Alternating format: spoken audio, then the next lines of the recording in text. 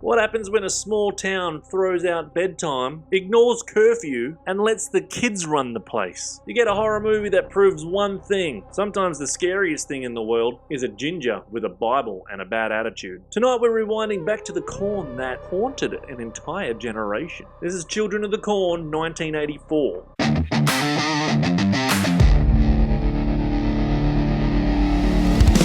Welcome back to Rewound and Revisited. I am Rob, show where we dust off old VHS tapes, breathe in the mold, and hope whatever's stuck inside isn't a demon trying to kill us. So if you've ever wanted a vacation where the kids don't ask for an iPad because they're too busy sacrificing adults in a cornfield, then this is the movie for you. The year was 1984 and cinema was going absolutely off its head. Ghostbusters was selling more tickets than Stay Puft Marshmallows. The Terminator was travelling back in time just to kill people and steal their clothes. Nightmare on Elm Street was invading dreams. Gremlins was terrifying kids on Christmas. And The Karate Kid made every kid think that they were black belt after one montage. It was a glorious time for horror, fantasy, and blockbuster madness. So when Stephen King's short story Children of the Corn hit cinemas, people didn't know what to expect. Was it a slasher? Was it a supernatural thriller? A cult horror? A PSA warning parents to stop having kids? Reviews were split. The budget was small and critics didn't love it. But at the video store, this thing flew off the shelves. The VHS cover alone, the silhouette holding a stickle over the sunset, that was enough to make every horror fan go, yep, I'm renting that. Today, Children of the Corn is a cult classic, famous for its chanting kids, creeping atmosphere, low-budget charm, and birthing one of horror's most iconic ginger villains, Malachai. You know you've made it when people see your face and instantly think, yep, that kid definitely worships something evil. So let's get into Children of the Corn.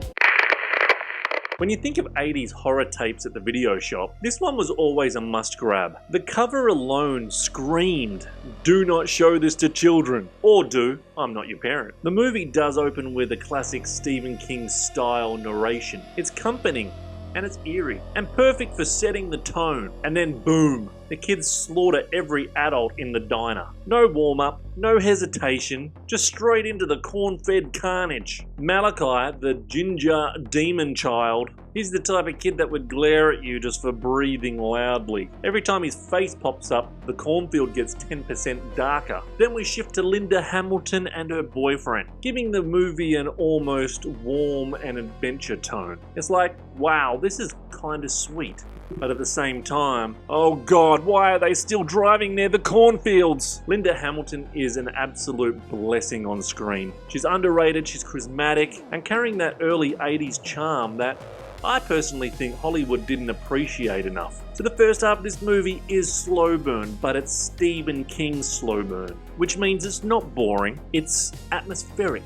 You feel the cult lurking, you feel the tension rising, you feel that choir score creeping up your spine like polite demons. The crucifixion in the cornfield, creepy, stunning, pure King energy. It's Lord of the Flies meets Amish fuel nightmare. By the final act, things really get supernatural, chaotic, and somehow both low budget and iconic at the same time. Isaac returning as a demon-possessed scarecrow. Chef's kiss. It looks like the kid from the Pet Cemetery got possessed by the devil and decided to cosplay as a corn prophet. This isn't a bloodbath movie. It's not a slasher. It's a cult horror story with a couple of kills and a whole lot of atmosphere. And it absolutely still works. Alright, this week's body bag death definitely goes to the ham slicer kill. Welcome to the cornfield deli, motherfucker. It's less is more filmmaking at its finest. A hand goes into the meat slicer, blood sprays on a kid's face, and boom.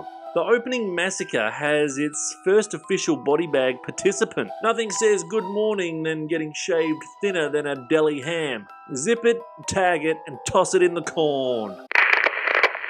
So is it horror? Yeah, Stephen King horror. Slow, moody, weird, and full of cult energy. Is it a family movie?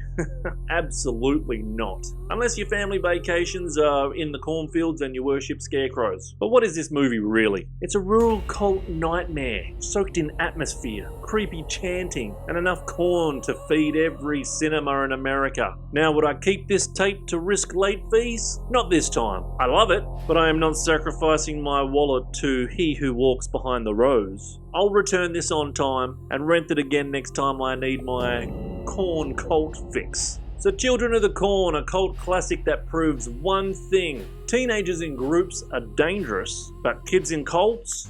Run. Like, subscribe, and say hi to your mum for me. And keep her away from those damn cornfields. Until next week, be kind, rewind, or Malachai's coming for you. Popcorn, watching movies for you. Blood popcorn, reliving moments so true.